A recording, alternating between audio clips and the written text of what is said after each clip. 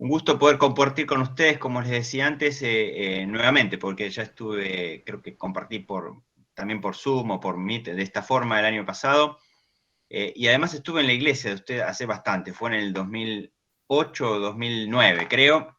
Ahí estuve compartiendo con ustedes más de una vez, que me acuerdo haber estado por la iglesia.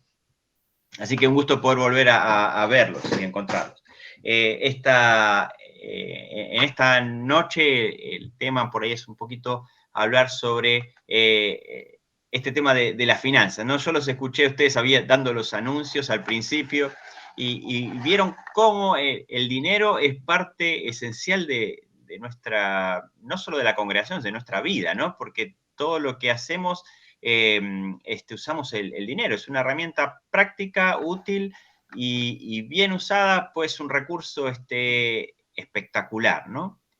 Por supuesto, como todas las cosas, el mal uso del dinero genera un montón de problemas. Pero quiero que veamos un poquito el aspecto bíblico, o sea, ¿qué es lo que Dios enseña a esto? Porque más allá de lo que podemos hablar de las experiencias, de la historia de cada uno, me interesa mucho que podamos ver el aspecto bíblico. ¿Qué es lo que Jesús decía? ¿No? Jesús habló cantidad de veces al respecto del dinero y por eso quería enfocarme un poquito en eso primero. Y después sí vamos a hablar, por supuesto, de algunas cosas prácticas también, ¿no?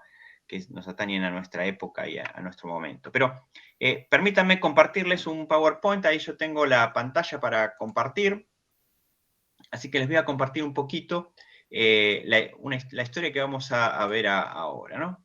Ahí bueno, ahí estamos compartiendo la pantalla. Yo espero que ustedes puedan ahí verme. Yo dejé de verlos a ustedes, así que espero que ustedes puedan verme a mí y escucharme también. Ambas cosas, ¿no? Un poquito es ver el creyente y las finanzas, ver cómo es esto del manejo del dinero, cómo hacer del dinero un uso sano, un uso apropiado, un uso útil y un uso que sea beneficioso. Jesús habló un montón de esto y quiero pararme en una parábola que contó Jesús, la de el rico y Lázaro. Esta parábola está ahí en el libro de Lucas. Si me quieren acompañar, si la quieren buscar en el libro de Lucas, en el capítulo 16, en el verso 19 hasta el 31. Ahí ustedes van a encontrar esta parábola, que yo creo que la habrán escuchado un montón de veces, ¿no? Tal vez con distintas aplicaciones, ¿sí? Esta parábola habla mucho del cielo y del infierno. Sin embargo, yo creo que el motivo principal por el que Jesús contó esta parábola no era para enseñar sobre el cielo y el infierno, porque de hecho lo que Jesús relata dentro de la parábola hace muchísima referencia a la tradición judía y especialmente de los fariseos. Por ejemplo, el hecho de que uno estaba en el seno de Abraham, o sea, Lázaro, ¿no? Cuando va al cielo, lo de la gran cima o abismo que separa ambos lugares. Eso tiene que ver mucho con la tradición judía, especialmente con la idea de los fariseos. El hecho de ser transportado por los ángeles al cielo, no, son cosas que son bien gráficas y hacen referencia a ese punto. Entonces, podemos entender, o sea, a mí me atrevería a decir que esta parábola está orientada especialmente a los fariseos y a una actitud de los fariseos. Entonces, miren, ustedes ahí si alcanzan a ver la siguiente diapositiva, ahí van a ver cuál es el enfoque, ¿no? Yo creo que esta historia o parábola está conectada con los versículos 13 y 14 del mismo capítulo, ¿sí? Donde Jesús ahí resalta, a través de Lucas, el escritor, que los fariseos amaban las riquezas y que se burlaban de lo que Jesús enseñaba. Además, si ustedes ven un poquito antes en el capítulo, Jesús habla esa otra parábola del mayordomo infiel, ¿no? Que nos da también una idea así de, a veces a primera impresión un poco rara, ¿no? De lo que Jesús estaba enseñando sobre el manejo del dinero. Jesús habla con mucha claridad de que no se podía servir a ambos, ¿no? Que uno iba a amar al otro o uno amaba a uno o amaba al otro, ¿sí?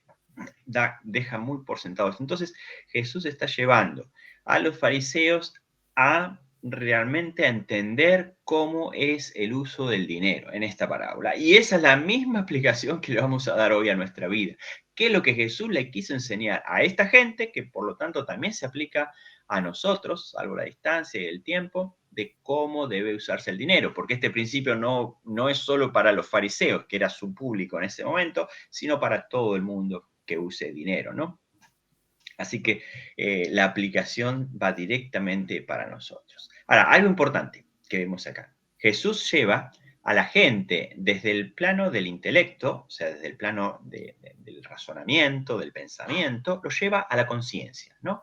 Y eso me encanta de Jesús, ver cómo Él puede llevarnos, transportarnos de algo que es solamente intelectual y conocimiento, que bien dice Proverbios que el conocimiento nos envanece, ¿no? Jesús te lo lleva al corazón, ahí, a la conciencia, donde trabaja el Espíritu Santo, ¿no? Y donde nos hace dar cuenta de nuestro error, de nuestro pecado, y nos hace corregir. Es a eso a donde nos está llevando Jesús con esta parábola, ¿no? Y hay tres personajes que yo quiero que podamos ver en esta historia. Tres personajes que parecen que a mí me llamaron mucho la atención y creo que se aplican mucho a nosotros. Así que si me acompañan, vamos ahí a la parábola del rico y de Lázaro, ¿no? Con este enfoque en mente de cómo era lo que sería decirle Jesús con el uso del dinero. ¿Sí? Entonces, lo primero que aparece acá es el rico, que tenía mucho dinero. Vamos a leerla, si me acompañan ahí, el rico y Lázaro, ¿sí? Vamos a leerlo un poquito.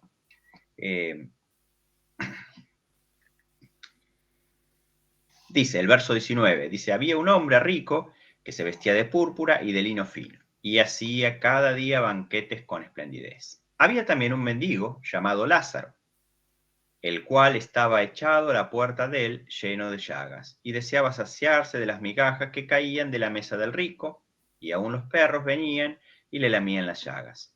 Y aconteció que murió el mendigo, y fue llevado por los ángeles al seno de Abraham, y murió también el rico, y fue sepultado. Y en el infierno alzó sus ojos, estando en tormentos, y vio a Abraham de lejos, y a Lázaro en su seno. Hasta ahí solamente vamos a leer. El resto lo podemos leer más adelante o lo pueden leer ustedes después. La historia yo creo que ya la conocen, la historia, y aparece todo el diálogo ahí entre Abraham y entre el rico. Pero a mí me interesa saber esta primera parte, qué es lo que quiso que mostrarle Jesús a esta gente, ¿no? Lo primero, Jesús no está hablando de ninguna manera de que los ricos se van al infierno y los pobres se van al cielo. Eso lo podemos descartar de plano porque no es el mensaje del Evangelio, en ninguna manera. Así que Lázaro no es que va al cielo porque es pobre, porque es mendigo o porque tiene sus necesidades insatisfechas. De ninguna manera eso es una base bíblica, ¿no? Lo que sí vemos es que Lázaro era una persona que tenía una extrema necesidad. Yo les puse una foto para que vean, una persona con una necesidad insatisfecha, pero que buscaba satisfacerla. A mí me llama la atención, dice que buscaba, aunque se le caiga un poquitito, ¿no? Pero no lo lograba. Eso es lo que hacía Lázaro, una persona insatisfecha que buscaba satisfacer su necesidad. Y ¿sabes qué? A mí me hace pensar en una necesidad espiritual, que bien los fariseos podían cubrir y debían cubrir. Y era la necesidad espiritual de conocer a Dios, hermanos. La necesidad espiritual, hay cantidad de gente que está pidiendo conocer a Dios, como ese mendigo, buscando la oportunidad de que alguien le cuente. ¿Y quién era el que debía contarle? Por supuesto, los que conocían a Dios. Los fariseos eran las personas que tenían a Dios disponible a través del Torá, a través de la Torá, a través de los profetas, a través de toda su antigüedad e historia de haber conocido a Dios. Y no lo estaban haciendo, y esto es lo primero que Jesús está aludiendo. Y yo quiero que veamos a este Lázaro, a la cantidad de personas que nos mencionaba ahí Román hace un ratito, ¿no? De gente que no tiene ni siquiera la posibilidad de escuchar, y nosotros sí la tenemos, ¿no? Y tal vez está llamándonos a eso la atención en cuanto al papel de Lázaro, ¿no? Una persona con una necesidad insatisfecha. Y la necesidad de Dios es una necesidad que la gente busca satisfacer. Busca satisfacer de alguna manera con aquellos que tienen la posibilidad de darlo, ¿no? Y esto es lo que hacía Lázaro, buscaba satisfacer esta necesidad. En este caso, económica, en comida, en lo que estaba, es la historia, ¿no? Pero a mí me hace pensar en que no siempre tengo un mendigo en la puerta de mi casa, pero tal vez tengo gente que aún no conoce a Cristo. Y la tengo ahí tan cerquita, ¿no? Tan cerquita de mi casa. Ellos están buscando esa necesidad, ¿no? Ese es el primer personaje que aparece, una persona que está buscando ser satisfecha. El segundo que aparece, como ustedes ahí bien pueden distinguir, es el hombre rico, ¿sí? Es una persona que tenía bienes y recursos en abundancia, ¿sí? Con la capacidad de cubrir sus necesidades y también las de otros, ¿vale? Porque dice que hacía banquetes todos los días, así que seguro que tenía para otros más. Este era el hombre rico. Ahora, mirá, Jesús lo que está diciendo acá es que este hombre rico, ¿sí? No es que fue al infierno por ser rico, no es que fue al infierno por ser malo y despiadado, eh, sino porque no hizo lo que sí tenía que hacer con su dinero, que era poder ayudar a los que tenían necesidad, ¿no? Esto es lo que está dando Jesús para entender, para que quede claro. Él tenía la posibilidad de ayudar y no lo hizo. Tenía la posibilidad de poder, de suplir la necesidad de ese mendigo hambriento y no lo hizo. Hermanos, yo me siento a veces identificado con este hombre. Por la necesidad, por dos aspectos, ¿no? Uno es primero es el Señor me bendijo grandemente, espiritualmente, principalmente, con la salvación, hermanos. Y es nuestra responsabilidad compartir esa salvación con aquellos que no conocen de Cristo, con aquellos que son mendigos espiritualmente, aquellos que están buscando de Jesucristo. Primera responsabilidad que Jesús está mostrándole también a estos fariseos. Ustedes conocen de Dios, conocen toda la ley, la conocen, pero la memorizan, se la escriben en la frente, se la escriben de distintas maneras, hacen halago de que la conocen, pero no la comparten. Ese es lo primero que Jesús está aludiendo a esta gente, ¿no? Tienen la posibilidad de bendecir a otros y no lo están haciendo. Y la segunda, que es bien concreta, en cuanto a la parte económica, está hablando Jesús. Porque lo que les está diciendo es que ustedes tienen los recursos, ¿sí?, para hacerlo, y en abundancia, y no los están usando. No los están usando de acuerdo a los propósitos divinos. No los estás usando de acuerdo a la manera en la que fueron diseñados, los recursos que Dios te dio en abundancia. Este es el llamado de atención que hace Jesús a los fariseos, ¿no? En cierta manera, ahí lo que le está diciendo es, Dios te bendijo, te dio cosas para que las uses para su reino, ¿no? Y a mí esto me hace pensar directamente en cómo uso yo mis recursos para servir al Señor, ¿no? Mis recursos económicos, mis recursos de posesiones, mis recursos de tiempo, hermanos, mis recursos de tiempo. ¿Cómo distribuyo mi tiempo para que pueda ser útil para el reino de Dios, para el crecimiento del reino de Dios?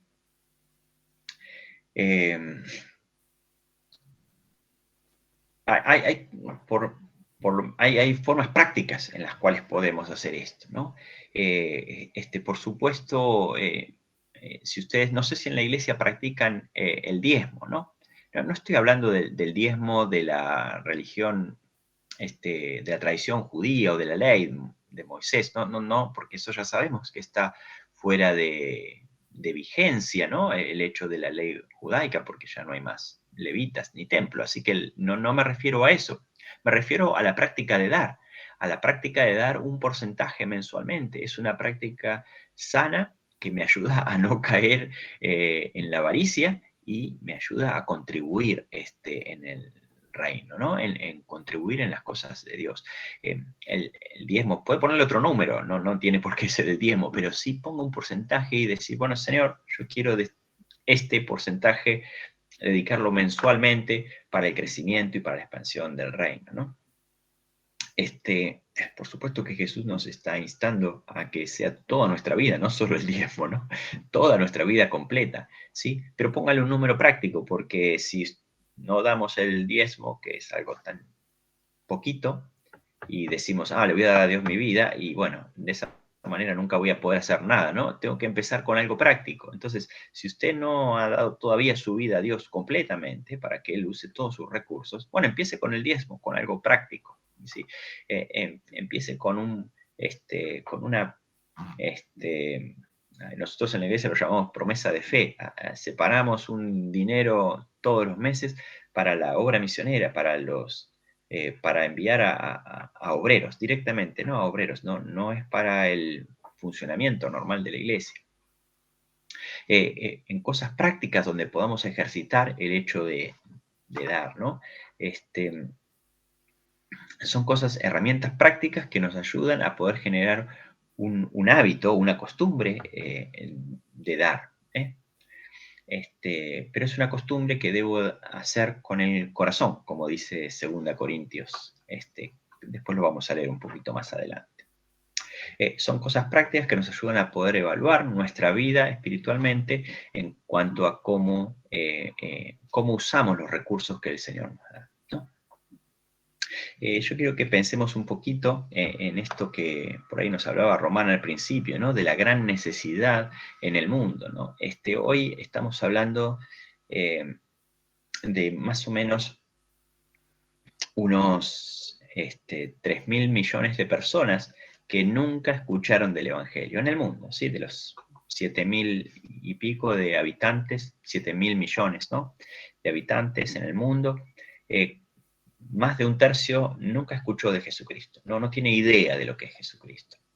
Pero ahora uno dice, ¿cómo podemos llegar a toda esa gente? ¿No? ¿Cómo podemos llegar? ¿Cómo podemos alcanzarlo? ¿No? Uno a veces se piensa ese número y es un número enorme. Y uno dice, en mi iglesia somos 70, 100, por ahí una iglesia más grande 200. ¿Cómo podemos alcanzar a 7.000 millones de personas? Parece una locura, ¿no? Si usted me sigue en este cálculo. ¿Sabe que hoy en el mundo hay 700 millones de cristianos comprometidos, nacidos de nuevo, como usted y como yo, que han aceptado a Cristo por la fe y que quieren servirle y que quieren amarle? 700 millones, 700 millones de cristianos, ¿no? Bueno, si te hace una cuenta fácil, se va a dar cuenta que no estamos tan lejos de poder compartir el Evangelio, ¿no? 700 millones, ese es el 10% de la población mundial. Que quiere decir que si cada uno de nosotros adoptara de alguna manera 10 personas, el Evangelio sería proclamado en todo el mundo, ¿no? No solo no alcanza, en todo el mundo, ¿sí? Pero ¿sabe qué es lo más asombroso de esto? Por cada pueblo no alcanzado, por cada pueblo no alcanzado, por cada grupo cultural, étnico, que hay unos 7.000 grupos no alcanzados aún, hay 700 iglesias por cada grupo. ¿Usted cree que con 700 iglesias no podríamos alcanzarlos en pocos años y cumplir la gran comisión de Jesucristo? ¿Sabe qué, hermanos? Yo creo que el Señor nos dio esa mesa, la del rico, así en abundancia, a los cristianos. Y está disponible hoy. En nuestras iglesias está disponible los recursos como para que se pueda cumplir la evangelización mundial. Por supuesto, habrá iglesias que tendrán más y otras menos. Pero si hablamos de la iglesia a nivel mundial, podemos ver que el Señor ha dado abundantemente a cada cristiano, a los cristianos en general, para que podamos cumplir la gran comisión de Jesucristo en poco tiempo. No estoy hablando de 2000 años, como han pasado desde que vino Jesucristo hasta hoy. Evidentemente, los cristianos estamos pensando mucho como en los fariseos, porque a veces uno dice, los fariseos porque eran así, ellos eran tacaños y agarrados, ¿no? Pero si pensamos que tardamos 2000 años para hablarle de Jesucristo a todo el mundo y todavía nos falta un tercio, significa que tanto esfuerzo no hemos hecho. O al menos que nos hemos centrado en pensar mucho en nosotros mismos y en tener la mesa llena y rebalsando de comida. El Señor nos está llamando también a nosotros a pensar en esto que le dijo así a los fariseos, ¿no? ¿Cómo estás usando tus bienes y tus recursos para que otros conozcan a Cristo? ¿Esto significa que mañana voy a poner todo mi sueldo como ofrenda? No, no, de ninguna manera. Lea la parábola anterior, va a ver cómo Jesús dice, usá sabiamente, ¿no? Los recursos que tengas. Usalos sabiamente, pero usalos. Que el foco y el objetivo de mi vida no sea solo mi beneficio personal, sino que pueda hacer cumplir la tarea a la que Cristo nos llamó.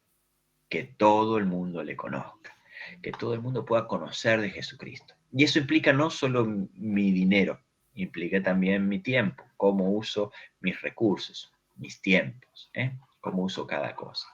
Hay un tercer personaje que aparece en esta historia. No te lo vas a imaginar, ¿no? No es Abraham, son los perros, mirá, aparecen ahí los perros, ¿Sabes qué? Dicen los perros que lamían las heridas, las llagas, ¿no? De este hombre. No lo estaban lamiendo porque se lo querían comer, todos sabemos eso, si tenés perros te vas a dar cuenta enseguida. Los perros hacían esto como una forma tal vez de apaciguar el ardor, el dolor, una forma de poder mostrar cariño, ¿no? Es la forma en la que hace un perro. Así que yo lo que veo acá es que los perros suplieron la necesidad que el rico no fue capaz de hacer. Hermanos, a veces pienso en lo que el Señor puede llegar a usar para hacer su obra, ¿no? El perro acá tiene la forma de algo despreciado, de algo de poco valor, no es la misma forma que tiene nosotros, no era una mascota a eso, no se refería a eso, ¿no? Algo como algo despreciado, de menor valor, o algo que desecháramos. Fue eso lo que usó, para satisfacer en cierta manera y precaria la necesidad de este hombre.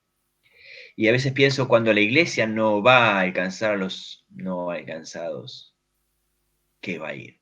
¿Qué es lo que estará yendo en nuestro lugar? ¿Cómo estará satisfaciendo la necesidad espiritual de aquellos?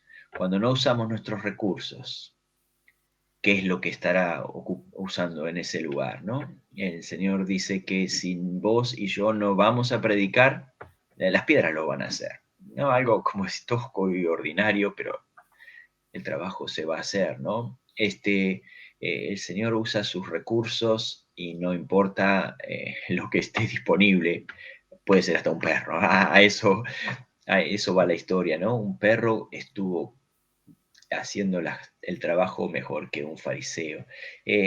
Señor, que eso no me pase a mí, que eso no me pase a mí, que en este caso algo despreciado o algo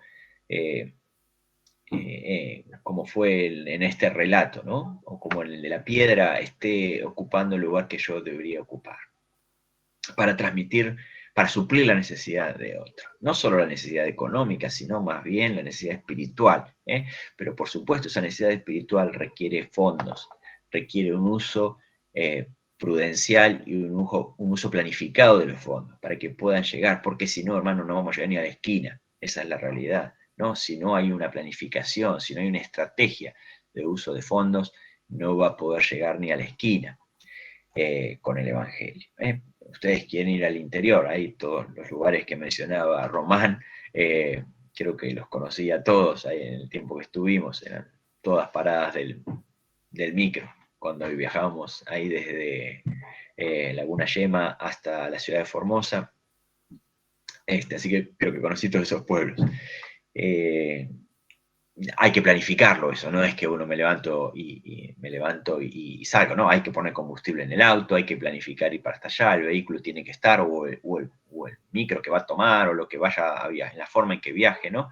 Hay que planificarlo, hay que armarlo un poquito, y cuanto mejor lo arme, más efectivo va a ser el trabajo, más efectivo va a ser, o voy a tener más posibilidades de llevar a otros, de influenciar a otros, de armarlo. Ahí el hermano alquilaba el local, bueno, se estaban preparando, invitó a la gente. Un trabajo en equipo es más efectivo. A eso estamos hablando, ¿no? Si queremos llegar más lejos, hagamos un trabajo en equipo. Y para finalizar, ¿no? Mira, ahí yo le puse la cosechadora. Ustedes ahí, yo me acuerdo, bueno, el tiempo que estuve ahí las tenía cerca, la zona de cultivo, la zona de trabajo, y qué distinto era, ¿no? Echar, como hacíamos en la escuela, las semillas así de a una en una plantita, o ver esa semejante máquina monstruo que pasaba y ponía 7000 semillas todas juntas de un saque.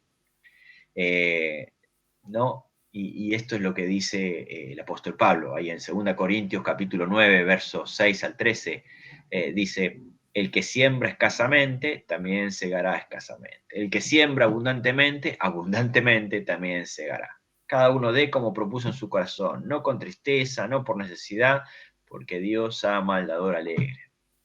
Hermanos, en 2000 años los cristianos no logramos evangelizar el mundo con los recursos, con todo lo necesario como para poder hacerlo, no lo hemos hecho. 2000 años, desde que Jesús nos dijo eso hasta el día de hoy.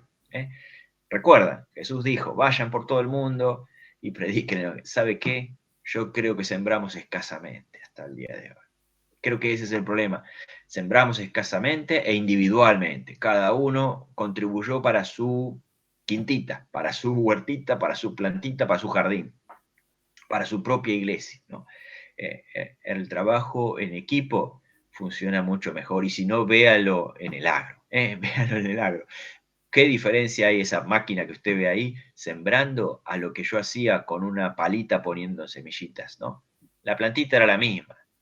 La única diferencia es que cuando yo hago una, hace 7000.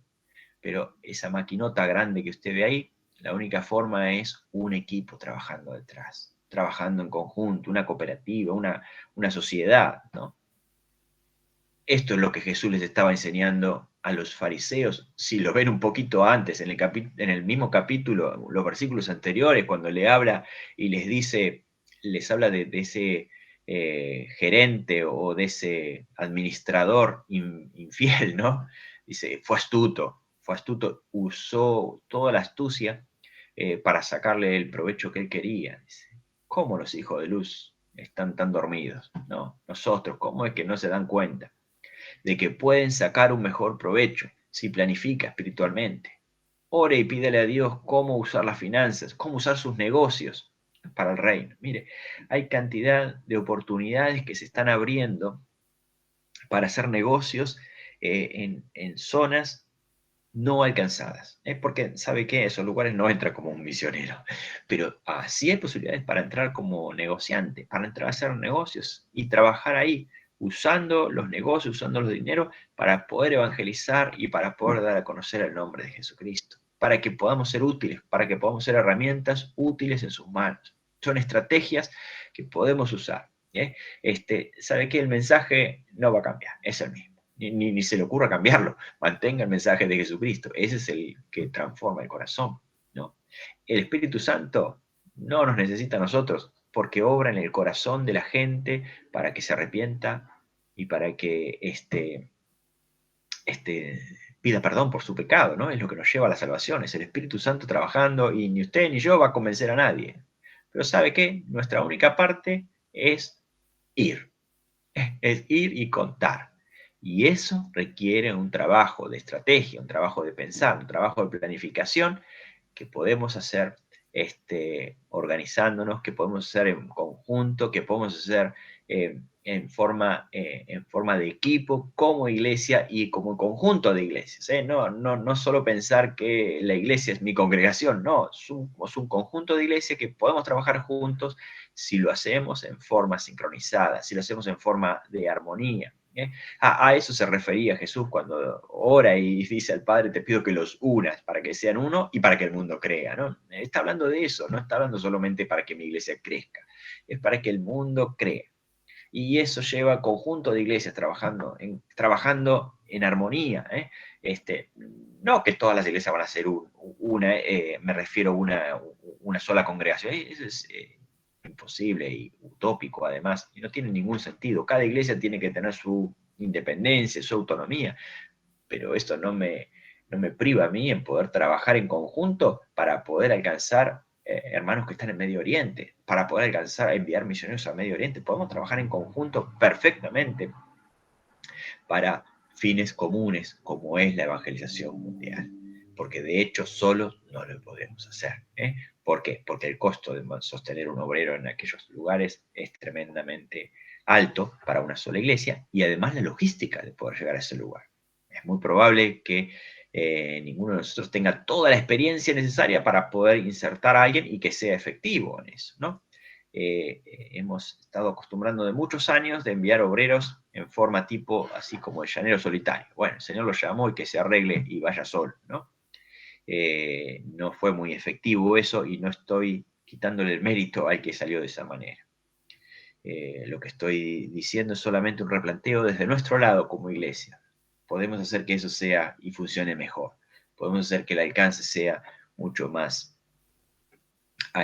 mayor, mucho más amplio, si podemos de alguna manera entender estos principios que nos da Jesús, de poder tener una administración espiritual de los recursos que tenemos, no solo del dinero, nuestro tiempo, cómo lo usamos, no solo nuestra profesión, cómo usamos nuestra profesión para poder servir al Señor de la mejor manera, con la profesión que tengo. Mi negocio, si tengo habilidades o tengo algún recurso financiero, un negocio, el que sea, chiquitito o grande, cómo puedo usarlo de la mejor manera para que pueda traer beneficios y crecimiento al reino de Dios. Cada uno de como propuso en su corazón. ¿Ve? Otra vez alude a la conciencia, al corazón. No es una regla lógica que podemos decir, sí, lo voy a pensar de esta manera, tal. Esa parte es importante, hagámosla, pero primero alude al corazón. Primero, cuando uno se sintoniza con Dios, es donde empieza a entrar en juego el corazón, donde empieza a trabajar la conciencia, donde empieza a trabajar el Espíritu Santo en tu vida y empieza a mostrarte cómo poder ser más útil y más efectivo, ¿sí? No con tristeza, o por necesidad, porque me obligan, o porque si no me van a tachar de la lista, ¿no? Dios ama al dador alegre. Quiero dar porque estoy agradecido con lo que Dios hizo, porque me siento parte de su reino, porque me siento parte de lo que Él hizo por mí, porque me siento en deuda con aquellas personas que quieren escuchar el Evangelio, como ese Lázaro, ¿no? Mendigaban por escuchar el Evangelio. ¿Y cuántos Lázaros hay hoy que buscan la posibilidad de escuchar de Cristo y no hay quien les cuente, ¿no? Y nosotros tenemos esa posibilidad de contarle o de enviar a alguien, de generar los recursos para que alguien le pueda contar. Tal vez vos y yo no estemos del otro lado, en Medio Oriente, pero sí puedo ser parte efectiva, una parte estratégica para que alguien lo pueda hacer. Muchas veces la persona que sí puede contarles no cuenta con todos los recursos como para poder estar ahí. Yo puedo hacerlo efectivamente, puedo ser un instrumento de parte de Dios. Entonces,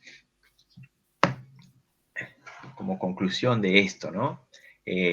Busque maneras prácticas de poder administrar, Señor, y de decir, Señor, ¿qué parte de esto puedo dar? ¿Qué parte de esto puedo dar? Es un porcentaje mensual para dar. Es un hábito sano, saludable y que contribuye al reino. Pídele a Dios que le muestre cómo poder ser más efectivo en lo que está haciendo. ¿Cómo puedo organizarme como iglesia para poder tener un alcance mayor? Que no solo quede en mi congregación o en mi barrio o en mi familia, sino que esto pueda tener un alcance mayor, que pueda llegar más lejos, no para ser famoso, no para ser famoso yo, sino para que pueda ser conocido el nombre de Cristo, para que la gente pueda conocer a Jesucristo, para que pueda arrepentirse y tener la posibilidad de estar en el cielo, de estar así como dice de Lázaro en el seno de Abraham, ¿no? En ese lugar, para que puedan ser salvados del infierno. Ahí donde menciona el lugar de tormento, donde va este hombre rico, a eso está apuntando Jesús. pensá en los propósitos divinos y usa tus recursos para poder aportar a los fines divinos, para poder aportar a los recursos que Dios nos está dejando. ¿Sabes qué hace esto? Me saca de lo que es la actualidad, ¿no? En algunas cosas, porque hoy en día vivimos en una sociedad donde consumo es, como digamos, lo más importante, ¿no? Tener por ahí el auto más caro, tener la casa más grande, tener las mejores, no sé, los mejores ingresos. Buscamos siempre el bienestar por sobre todas las cosas. Eso es lo que generalmente el mundo vende, ¿no? Es lo que aparece. Sin embargo, Dios está mostrándote otra cara, ¿no? Podría llegar a ajustar mis ingresos de modo tal que pueda dar más o invertir más tiempo en la obra de Dios. ¿Podría llegar a hacer eso? Mire, hermano, pídele a Dios por manejar esa balanza de esa manera, ¿no? Que pueda, bueno, Señor, yo quiero vivir con lo necesario. No estoy hablando de que tiene que pasar necesidad ni andar con llagas o mendigando en la puerta del rico, ¿no? No estoy hablando de eso, ¿sí? Señor, ayúdame a encontrar ese balance donde puedo prescindir de algunas cosas y dar más, o puedo prescindir de algunas cosas y dar más tiempo para servir y servirte mejor o servirte en lo que vos querés que haga realmente, ¿no? Encontrar ese balance, porque Dios nos dio las posibilidades, como se las dio al rico, ¿sí? ¿Para qué? Porque espera que las use. Espera que las use para su reino. Eso fue lo que estuvo transmitiéndole a los fariseos. Mira, el rico tenía las cosas, yo se las di, tenía todas las posibilidades y no las usó. Y le fue contado por pecado, por eso estaba en el infierno, ¿no? El rico, ¿no? Eso es a lo que está aludiendo. Tenía las posibilidades y no las usó. Jesús estaba constantemente encarando a esta gente, mostrándole no es simplemente no hacer o hacer, sino que quiero ver lo que hay en tu corazón, quiero ver más allá de esto, va mucho más allá de esto, es lo que Jesús les estaba diciendo, no es solamente cumplir una lista de cosas. Tenías la posibilidad de hacerlo y no lo hiciste. Dios nos llenó de recursos y damos gracias a Dios por eso. Hermanos, me gustaría orar por ustedes y que el Señor pueda en este momento directamente tocar ahí a la conciencia, no al razonamiento, sino a la conciencia y mostrarnos, Señor, ¿qué puedo mejorar? ¿Qué puedo cambiar? ¿Cómo puedo usarlo de manera mejor lo que ya me diste? No lo que no tengo, lo que ya me diste. ¿Cómo puedo usarlo de una manera más sabia? Donde pueda traer bendición, no solo a mi vida, sino también a otros. Y especialmente a otros que están en esa necesidad espiritual de conocer a Jesucristo. Oramos. Señor, quiero darte gracias en esta noche por estar escuchando, Señor, nuestra oración, pero quiero darte gracias por tu palabra, porque siempre nos habla y nos transforma, Señor, y toca nuestro corazón. Te quiero dar gracias porque tenés un propósito para todas las cosas. Y si nos bendijiste de alguna manera, si nos diste tantas bendiciones, sabemos que es con un propósito, Señor, y queremos ser de bendición para otros, Señor, con lo que nos diste, con la profesión, con la familia, con los bienes, Señor, y también con nuestro tiempo. Ayúdanos a usarlo sabiamente, ayúdanos a buscarlo con un corazón genuino y, Señor, entregado a vos. Ayúdanos a planificar, a hacerlo estratégicamente, Señor, en nuestra casa, ahí en lo íntimo del hogar, a hacer un presupuesto, a planificar de manera tal que usemos nuestros recursos con sabiduría, Señor. Ayúdanos a hacerlo en conjunto, en la iglesia, Señor, a planificar, Señor, cómo usar nuestros recursos para que como iglesia seamos efectivos, Padre, para poder llegar más lejos con el mensaje de Jesucristo, Señor. Bendecí esta iglesia, a los líderes, Señor, para que puedan ser llenos de sabiduría en cómo guiar, Señor, la congregación. Y, Señor, te pido por una congregación que pueda ser un motor para la iglesia, Señor. Que pueda ser un motor que movilice, Señor, que empuje a la iglesia de modo tal que el Evangelio pueda ser proclamado hasta lo último de la tierra. Te lo pedimos en nombre de Jesús. Amén.